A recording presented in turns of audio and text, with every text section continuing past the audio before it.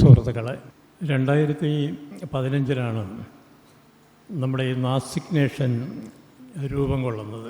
പ്രധാനമായും ചാരുവായി സംസാരിക്കുന്ന, മനോഹരമായി സംസാരിക്കുന്ന ഒരാളാണ് ചാർവാകൻ. മനോഹരമായി സംസാരിക്കുന്ന നാഗേഷും, ത്രയ സങ്കല്പമുള്ള കണ്ണൻ ശിവരാമൻ എന്നീ രണ്ട് സുഹൃത്തുക്കളും മറ്റ് ഏതാനും സുഹൃത്തുക്കളും കൂടി ചേർന്നാണ് ഈ നാസ്തിക് നേഷന് രൂപം കൊടുക്കുന്നത്. നാസ്തിക് നേഷൻ എന്ന് പറയുമ്പോൾ ആസ്തിക് ആയ സംഘടനയാണ്. അപ്പോൾ ആസ്തികമല്ലാത്ത സംഘടന, ആസ്തികം എന്ന് പറയുമ്പോൾ ദൈവം, മതം, വിശ്വാസങ്ങൾ തുടങ്ങിയവയുമായി ഒരു ബന്ധവുമില്ലാത്ത, അല്ലെങ്കിൽ വേദങ്ങളെ അംഗീകരിക്കാത്ത ഒരു സംഖ്യത, അതാണ് നാസ്തികം. അപ്പോൾ ആ നാമധേയത്തിൽ ആണ് ഈ സംഘടന രൂപം കൊണ്ടത്. 2016 തൊട്ട് ഇതുവരെ അനവധി പരിപാടികൾ അവർ ആസൂത്രണം ചെയ്യിപ്പിക്കുകയും വിജയകരമായി നടത്താനും കഴിഞ്ഞു. അതിലൊക്കെ എനിക്കും പങ്കെടുക്കാൻ കഴിഞ്ഞതിൽ സന്തോഷം ഉണ്ട്.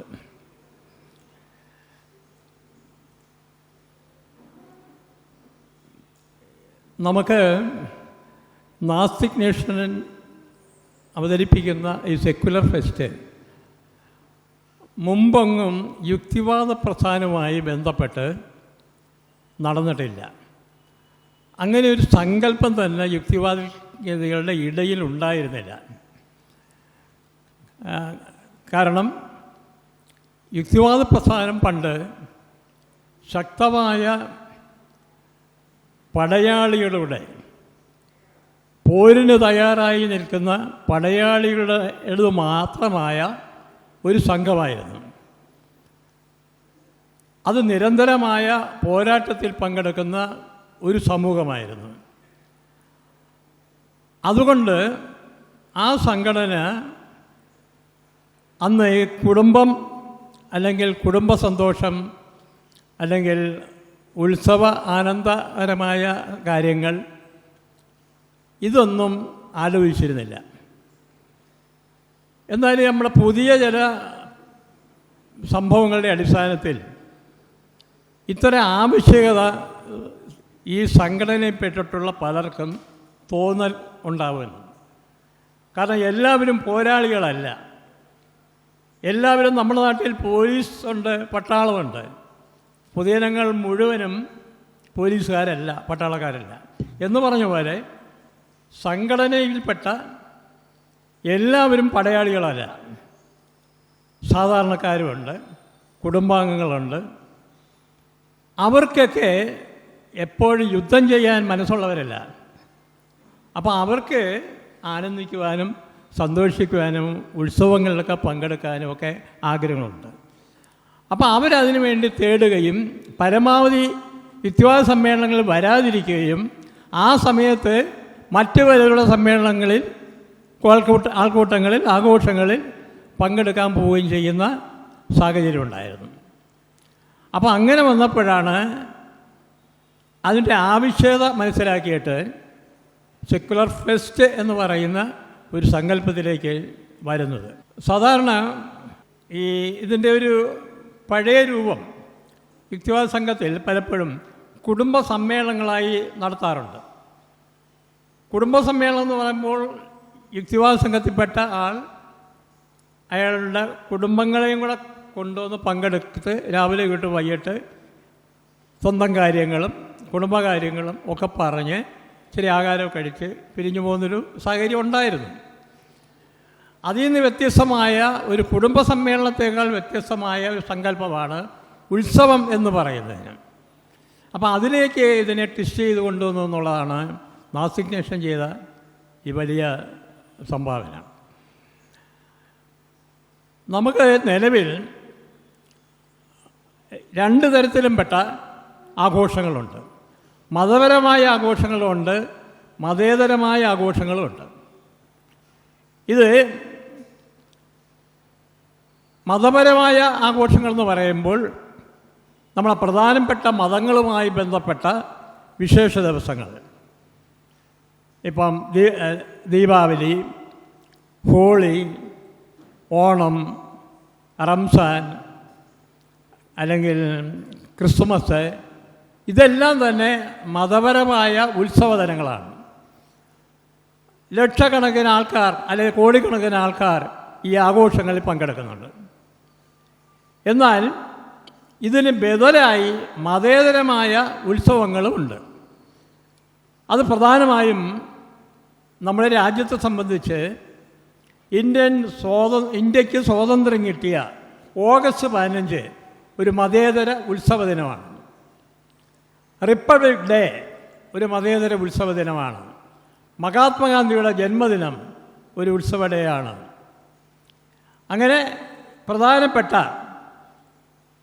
ഇത്തരം സുപ്രധാന ദിനങ്ങളിൽ ലക്ഷക്കണക്കിന് ആൾക്കാർ അന്ന് ആഘോഷങ്ങളിൽ പങ്കെടുക്കുന്നുണ്ട്. സന്തോഷകരമായി പല കാര്യങ്ങളിലും അതിലൊന്ന് പങ്കാളികളാവുന്നുണ്ട്. അപ്പോൾ ഈ മതേതര ഉത്സവങ്ങൾ, മതപരമായ ഉത്സവങ്ങൾ, ഇത് രണ്ടും സമാനമായി തന്നെ നടന്നു വരുന്നുണ്ടെന്നുള്ളതാണ്. നമ്മുടെ നാട്ടിലൊക്കെയുള്ള ഓൾ ഇന്ത്യ എക്സിബിഷനുകൾ,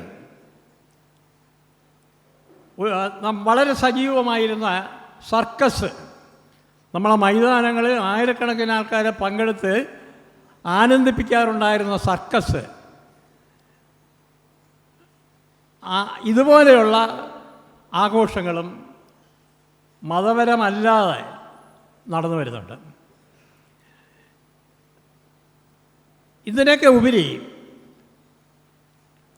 യുക്തിവാദികളെന്ന് പറയുന്നവർ പോലും ഈ അവരുടെ കുടുംബവിശേഷങ്ങളുമായി ബന്ധപ്പെട്ട സന്ദർഭങ്ങളിൽ മതപരമായ ഉത്സവങ്ങളിൽ പങ്കെടുക്കാറുണ്ട്.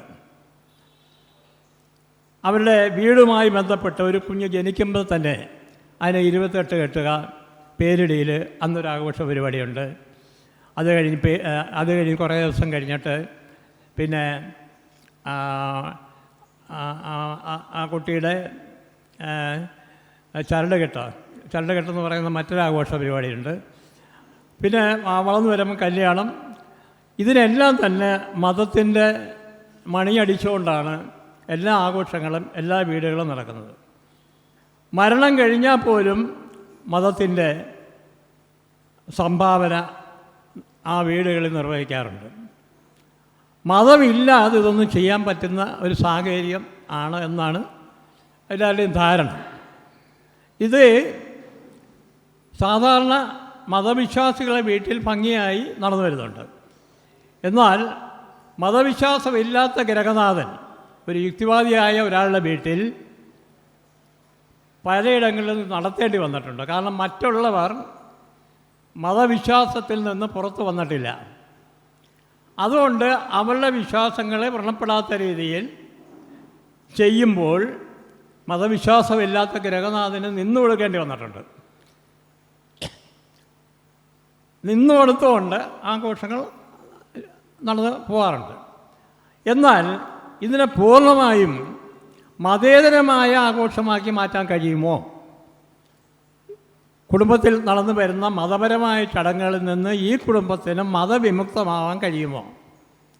കഴിയുന്ന സന്ദർഭങ്ങൾ ഉണ്ടാകുന്നുണ്ട്. ഇപ്പം നമ്മുടെ ഒരു സർക്കാർ ഉദ്യോഗസ്ഥൻ ആയ ഒരു ഗ്രഹനാഥനാണെങ്കിൽ അയാൾക്ക് ജോലിയിൽ പ്രമോഷൻ കിട്ടുമ്പോൾ അയാളുടെ സ്ഥാപനത്തിൽ അയാൾക്ക് അനുമോദന ചടങ്ങുകൾ നടത്താറുണ്ട്.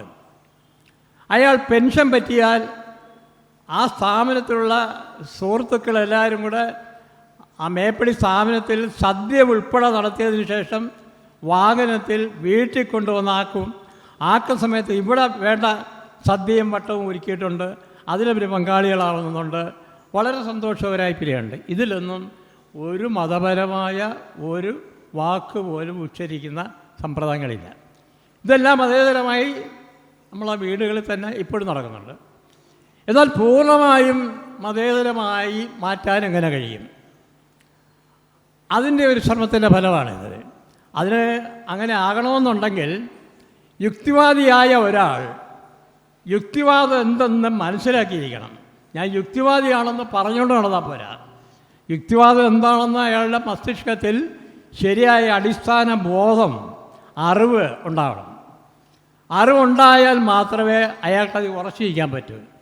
അല്ലെങ്കിൽ വീട്ടിലുള്ള നമ്മളെ മുത്തശ്ശിമാർ, അല്ലെങ്കിൽ ഭാര്യ, അല്ലെങ്കിൽ മക്കൾ, അവരൊക്കെ ചോദ്യം ചെയ്യും. ചോദ്യം ചെയ്യുമ്പോൾ ചഞ്ചലട്ടം വന്നാൽ അച്ഛൻ അവിടെ പരാതിപ്പെടും. അവസാനം അച്ഛൻ പറയുന്നത് ശരിയല്ല എന്ന് മക്കൾ പറയും. അവസാനം പിള്ളേർ പറയുന്ന രീതിയിലേക്ക് നമ്മൾ കണ്ടുവരും. അതുകൊണ്ട് മതം എന്തേ ശാസ്ത്രം എന്തേ എന്ന് വ്യക്തമായി ഗൃഹനാഥൻ പഠിച്ചിരുന്നാൽ മാത്രമേ, അറിഞ്ഞിരുന്നാൽ മാത്രമേ മക്കളെ അങ്ങനെയല്ല, അതിൻ്റെ യാഥാർത്ഥ്യം ഇങ്ങനെയാണ് എന്ന് പറഞ്ഞു കൊടുക്കാൻ കഴിയും. അതൊരു നിസ്സാര ശാസ്ത്രബോധം ഉണ്ടാക്കിയെടുക്കുന്നത് പോലെ തന്നെ ഇത്തരം മതവുമായി ബന്ധപ്പെട്ട് കിടക്കുന്ന അനവധി അന്ധവിശ്വാസങ്ങളുണ്ട്. അതെല്ലാം ക്ലിയറായി ശുദ്ധീകരിച്ചു കൊടുക്കണമെന്നുണ്ടെങ്കിൽ അതിനെല്ലാം ശരിയായ ശാസ്ത്രവശങ്ങളുണ്ട്. അതൊരു യുക്തിവാദി മനസ്സിലാക്കിയിരിക്കണം. വെറും ഒരു നാസ്തികന് ഇത് ചെയ്തു കൊടുക്കാൻ ഒരുപക്ഷെ പറ്റിയെന്ന് വരില്ല. നാസ്തികനും നിരീശ്വരവാദിയും തമ്മിൽ വ്യത്യാസമുണ്ട്. ഈശ്വരനുണ്ടെന്ന് വിശ്വസിക്കുന്നയാളും ഈശ്വരൻ ഇല്ല എന്ന് വിശ്വസിക്കുന്ന ആളും. ഇല്ല എന്ന് വിശ്വസിക്കുന്ന ആളെ നമുക്ക് നിരീശ്വരവാദി എന്ന് പറയാം. ഈശ്വരവാദിക്ക് ബദലായി നിരീശ്വരവാദി എന്ന് പറയാം. പക്ഷേ നാസ്തികൻ എന്ന് പറയുമ്പോൾ അല്പം കൂടി വ്യത്യാസമുണ്ട്. അയാൾ കുറേ പ്രധാനപ്പെട്ട വിശ്വാസ ഗ്രന്ഥങ്ങളെ, വേദഗ്രന്ഥങ്ങളെ മാത്രമേ നിഷേധിച്ചിരുന്നുള്ളൂ. അതുകൊണ്ട് അവരെയും പൗരാണികമായി നാസ്തികരെന്ന് വിളിച്ചിരുന്നു. അപ്പോൾ യുക്തിവാദിയെ സംബന്ധിച്ചിടത്തോളം അയാൾക്കുണ്ടാകേണ്ടത് ശാസ്ത്രം അറിഞ്ഞാൽ മാത്രം പോരാ, ശാസ്ത്ര മനോഭാവമുള്ള ഒരാളായി മാറണം. ശാസ്ത്ര മനോഭാവം എന്ന് പറയുമ്പോൾ എന്തൊരു കാര്യത്തെയും വ്യക്തിയുടെ കുടുംബം, സമൂഹം, സംസ്കാരം, ഈ പ്രപഞ്ചത്തിലുള്ള എല്ലാ പ്രശ്നങ്ങളെയും നോക്കിക്കാണുന്നതിന് അദ്ദേഹത്തിന് ദാർശനികമായ ഒരു സമീപനം ഉണ്ടായിരിക്കണം. ശാസ്ത്ര മനോഭാവം ഉണ്ടായിരിക്കണം. സൂക്ഷ്മമായ നിരീക്ഷണ പരീക്ഷണങ്ങളിലൂടെ യാഥാർത്ഥ്യം കണ്ടെത്താൻ കഴിയുന്ന മനോഭാവത്തെയാണ് യുക്തിവാദം എന്ന് പറയുന്നത്. അത് അങ്ങനെ ഒരു മനോഭാവമുള്ള ഒരാൾക്ക് മാത്രമേ എല്ലാ വിഷയങ്ങളെയും നോക്കിക്കൊണ്ട് ശാസ്ത്രീയതയും അശാസ്ത്രീയതയും തിരിച്ചറിയാൻ കഴിയത്തുള്ളൂ. അപ്പോൾ ഒരു നാസ്തികനെ സംബന്ധിച്ചിടത്തോളം അത്തരം വിഷയങ്ങളില്ല. ഇന്ന് നമ്മുടെ സമൂഹത്തെ ബാധിച്ചിരിക്കുന്ന അന്ധവിശ്വാസങ്ങൾ, അനാചാരങ്ങൾ, ജാതി വിശ്വാസങ്ങൾ, മതവിശ്വാസങ്ങൾ, ഇതെല്ലാം ആരോഗ്യകരമായിരിക്കുന്ന ഈ സമൂഹത്തെ ബാധിച്ചിരിക്കുന്ന സാംക്രമിക രോഗങ്ങളാണ്. ഈ രോഗങ്ങളെ ഉന്മൂലനം ചെയ്തുകൊണ്ട് ഈ സാമൂഹിക ശരീരത്തെ ശുദ്ധീകരിക്കണമെന്നുണ്ടെങ്കിൽ ശാസ്ത്രബോധമുള്ള മനുഷ്യ സമൂഹത്തിന് മാത്രമേ അത് കഴിയൂ. അവർക്ക് മാത്രമേ ഈ സാമൂഹിക ശരീരത്തിൽ നിന്ന് ഈ രോഗാണുക്കളെ പിഴുതെറിഞ്ഞുകൊണ്ട് ആരോഗ്യമുള്ള ഒരു സമൂഹത്തെ സൃഷ്ടിക്കാൻ കഴിയും. ആ ധർമ്മമാണ് യുക്തിവാദികൾ ചെയ്തു വരുന്നത്. നമ്മുടെ നാട്ടിൽ ഉത്സവങ്ങൾ സമ്പന്നമാക്കുന്നതിന് എൻ്റെ കുട്ടിക്കാലത്ത് ഞാൻ ആദ്യമായി ഉത്സവം എന്ന് പറയുന്ന പേര് കേൾക്കുന്നത് എൻ്റെ അടുത്ത് 1-2 അമ്പലങ്ങളുണ്ടായിരുന്നു. ആ അമ്പലങ്ങളിൽ ആണ്ടുതോറും പൂർവാധികം ഭംഗിയോടെ നടത്തി വരുന്ന ഉത്സവങ്ങളുണ്ട്, വളരെ വിജയകരമായി നടത്തി വരുന്നത്. ആ ഉത്സവങ്ങൾ പ്രധാനമായും കുതിരകെട്ട്, കാളകെട്ട്, ആറാട്ട്, വെടിക്കെട്ട് തുടങ്ങിയിട്ടുള്ള കാര്യങ്ങൾ. ഇന്നത്തെ സദ്യ ഉണ്ടാകത്തില്ലായിരുന്നു. ഇതൊക്കെയാണ് അന്ന് കാണുന്നത്. വെളിച്ചപ്പാടിൻ്റെ രംഗപ്രവേശനം, തുള്ളൽ, ഇതൊക്കെ ആട്ടെ ഞാൻ ആദ്യം കണ്ടിട്ട് ഇതിനെയാണ് ഞാൻ ഉത്സവം എന്ന് മനസ്സിലാക്കിയത്. പിന്നെ പിൽക്കാലത്ത് നമുക്ക് അനവധി ദേവാലയങ്ങളിൽ ഇതൊക്കെ ഉടലെടുത്തപ്പോൾ നമുക്കത് മനസ്സിലാക്കാൻ കഴിഞ്ഞു. ഉത്സവം എന്ന് പറഞ്ഞാൽ ഇതാണ്. പിന്നെ നമുക്ക് വീണ്ടും മനസ്സിലാവുന്നത് ഇതൊന്നും അല്ലാതെയും ഉത്സവങ്ങൾ നടക്കുന്നുണ്ടെന്നുള്ളത്.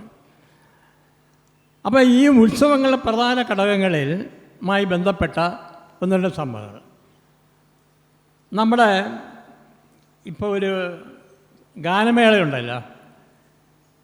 നമ്മുടെ ഗാനമേള ഭജൻസ് എന്ന് പറഞ്ഞ ഗാനമേള ട്രൂപ്പ് ഇപ്പം നിലവിൽ വിവാദമായി നിലവിലുണ്ട്.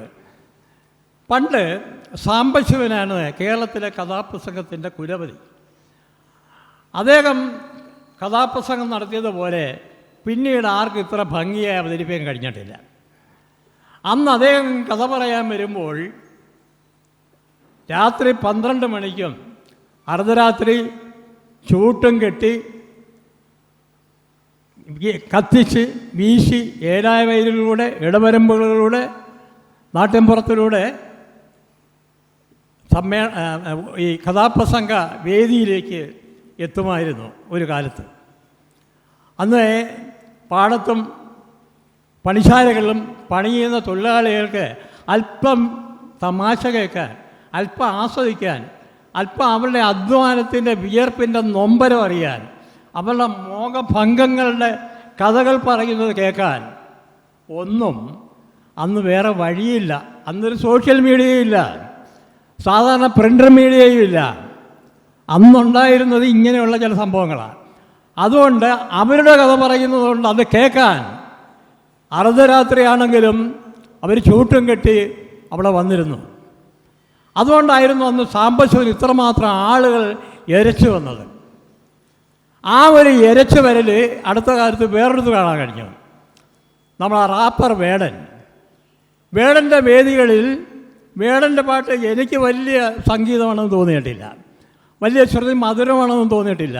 പക്ഷേ പ്രത്യേക ഋതത്തിൽ പാടിയിട്ട് കൊടുക്കുമ്പോൾ പുത്തൻ തലമുറയ്ക്ക് അതൊരു ആവേശമായി മാറി. പക്ഷേ അയാളുടെ പാട്ട് കേൾക്കാനും ഇതേ കണക്ക് ആരുടെയൊക്കെയോ നൊമ്പരങ്ങൾ പാട്ടായി വന്നപ്പോൾ അത് കേൾക്കാൻ അവർ വന്നു. അപ്പോൾ ഇവിടെ ഇതെല്ലാം ഉത്സവങ്ങളാണ്. വേടൻ്റെ ഈ ആൾക്കൂട്ടം ഉത്സവമാണ്, സാംബശിവൻ്റെ ആൾക്കൂട്ടവും ഉത്സവമാണ്. അപ്പോൾ ഈ കാതികൻ്റെ കഥാപ്രസംഗത്തിന് ശേഷം നമ്മുടെ നാട്ടിൽ ഗാനമേളകളുണ്ടായിരുന്നു. ഗാനമേള ആൾക്കാരെ ആകർഷിക്കുന്നുണ്ടായിരുന്നു.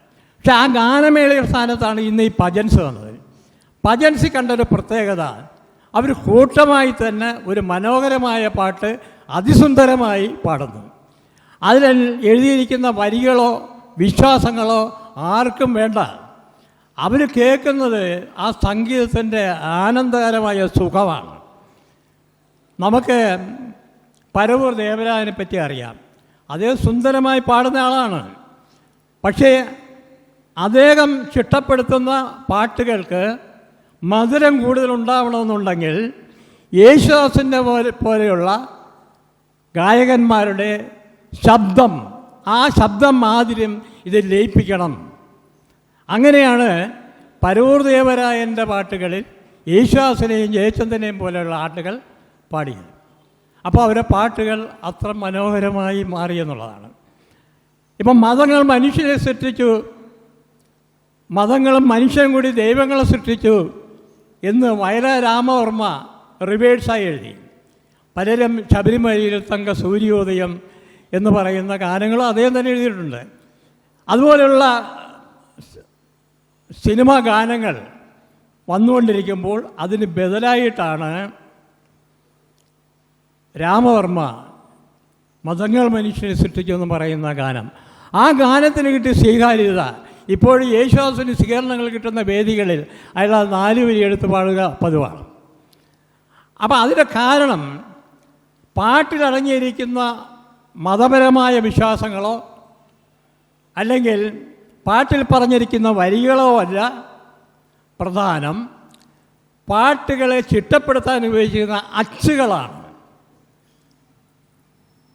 നമ്മളെ പുട്ട് പുഴുങ്ങാനായിട്ട് ഗോതമ്പിൻ്റെ പുട്ട് അല്ലെങ്കിൽ അരിപ്പുട്ട് അങ്ങനെ പല മാവും ഇട്ടാൽ പുട്ട് വരും. പക്ഷെ അതിന് വേണ്ടത് ആ കുറ്റിയാണ്, ആ അച്ചാണ്. എന്ന് പറഞ്ഞ പോലെ പാട്ടിൻ്റെ മനോഹരമായ വരികൾക്ക് നമുക്ക് ആസ്വാദനം തരുന്നത് താളങ്ങളാണ്, ഋതമാണ്. ആ ഋതത്തിലേക്ക് ഈ വരികൾ കൊണ്ടിടുമ്പോൾ നമുക്ക് കിട്ടുന്നതാണ് സംഗീതം എന്ന് പറയുന്നത്, സംഗീതമായി മാറുന്ന ആസ്വാദനം. അപ്പോൾ നമുക്ക് നിലവിൽ ഈ ചിട്ടകളിൽ, ഈ അച്ചുകളിൽ ഏത് വരിയിട്ടാലും മനോഹരമായിരിക്കും. അതാണ് ഇവിടെ സംഭവിക്കുന്നത്. അതുകൊണ്ട് യുക്തിവാദികൾക്ക് ഭജനയെ സംബന്ധിച്ച് അവർക്ക് അവരുടെ പാട്ടുകൾ പാടുമ്പോൾ അതിനകത്ത് ഏത് പാട്ട് പാടിയാലും ആസ്വദിക്കാൻ കഴിയുമെന്നുള്ളതാണ്. വരികളല്ല പ്രധാനം, അതിൻ്റെ ഋതമാണ് പ്രധാനം. അതിന് നമ്മൾ കാണുന്നു. അതുപോലെ മറ്റ് ഒരു സംഭവം, ഈ ആനക്കൊലപാതകം ഇന്നലെയും മെനിഞ്ഞാന്നുമൊക്കെ കുറേ ദിവസങ്ങളെ കാണുന്നൊരു വളരെ വേദനാജനകമായ രംഗമാണ്.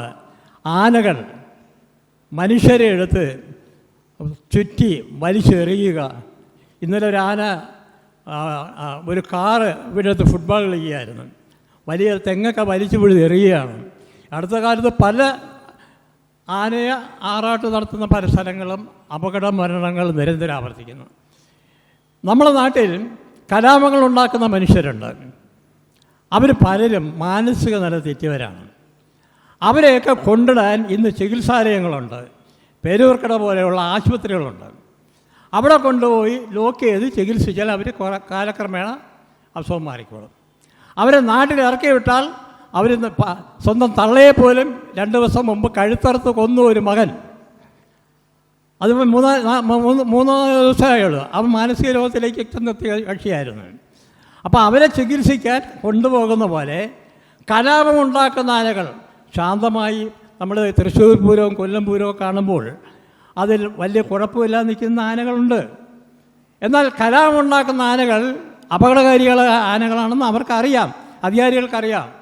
അത്തരം ആനകളെ ഇറക്കുന്നിടത്താണ് അതിൻ്റെ അപകടം. അത്തരം ആനകളെ മെൻ്റൽ ആശുപത്രി ഉണ്ടാകണം, ആനകൾക്ക് വേണ്ടി മെൻ്റൽ ആശുപത്രി ഉണ്ടാവണം. അത്തരം ആനകളെ മെൻ്റൽ ആശുപത്രികളിൽ പാർപ്പിക്കണം. അതിൻ്റെ ഒരിക്കലും ഉത്സവപ്പറമ്പിൽ കൊണ്ടുവരുന്നത്. അതുകൊണ്ട് ഉത്സവപ്പറമ്പുകൾ സന്തോഷകരമായി ആനന്ദകരമായി മാറണമെന്നുണ്ടെങ്കിൽ ഇത്തരം നടപടികൾ ഉണ്ടാകണം. അതുകൊണ്ട് ഈ ആനക്കൊലപാതകം അവസാനിപ്പിക്കേണ്ട ഒരു വിഷയമാണ്.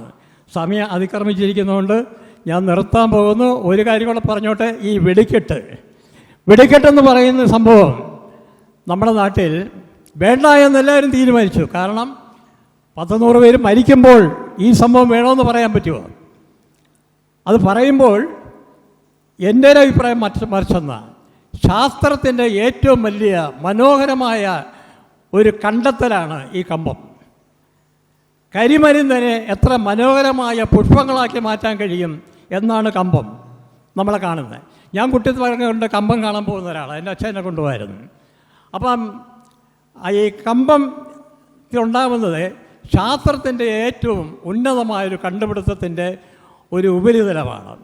ഒരു ചെടിയുടെ വിത്തെടുത്ത് കുഴിയിലിട്ടാൽ അത് കത്തി വളർന്ന് മനോഹരമായ പൂക്കളുണ്ടായി സുഗന്ധമുണ്ടാകുന്നത് പോലെ കരിമരുന്ന് കത്തി അതിമനോഹരമായ ആകാശം, വർണ്ണപ്രപഞ്ചം, ആകാശവിസ്മയങ്ങൾ, അത് നമ്മളൊരു വളരെ മുൻപ് കണ്ട രീതിയിലുള്ള കമ്പങ്ങളല്ല. ഇപ്പം നമ്മൾ സോഷ്യൽ മീഡിയയൊക്കെ പരിധി കഴിഞ്ഞാൽ മനോഹരമായ ഡിസൈനുകളിൽ ആകാശങ്ങളുണ്ടാകുന്നു. മനുഷ്യരാശിക്ക് കാണാൻ കഴിയാത്ത, ഈ ഭൂമിയിലുള്ള മനുഷ്യർ കാണാൻ ഇതുവരെ കഴിഞ്ഞിട്ടില്ലാത്ത ആകാശങ്ങൾ കാണുന്നു.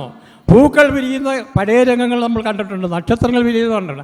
അതിൽ നിന്ന് വ്യത്യസ്തമായ ടെക്നിക്കുകൾ ഇതൊക്കെ അവതരിപ്പിക്കുന്നത് കൊച്ചു ആശാന്മാരാണ്, വെടിക്കെട്ടാശാന്മാരെന്ന് പറയുമ്പോൾ ഇന്നത്തെ യൂണിവേഴ്സിറ്റികളിൽ നിന്നും വിദ്യാഭ്യാസം കിട്ടിയതിനേക്കാൾ മെച്ചപ്പെട്ട രീതിയിൽ ഈ കലാവിദ്യ, ഈ വെടിമരുന്നിനെ മനോഹരമായ കലയായി അവതരിപ്പിക്കാൻ ഇവർക്ക് എവിടുന്ന് ട്രെയിനിങ് കിട്ടിയോന്ന് അറിയാൻ വയ്യ. പക്ഷേ അത് അത്ഭുതാവകമാണ്, വിസ്മയാവകമാണ്. ഇതിനെ നമ്മൾ എങ്ങനെ കളയണം, ഈ കമ്പക്കാഴ്ചകളെ എങ്ങനെ കളയാൻ പറ്റുമെന്ന് എനിക്ക് കളയുന്നതിൽ വിഷമമുണ്ട്. സമയം വളരെ അതിക്രമിക്കുന്നതുകൊണ്ട്, എൻ്റെ കഴുത്തിന് പിടിക്കുന്നതുകൊണ്ട് ഞാൻ നിർത്തുന്നു. എല്ലാവരോടും നന്ദി പറഞ്ഞുകൊണ്ട് എൻ്റെ വാക്കുകൾ ഉപസംഹരിക്കുന്നു.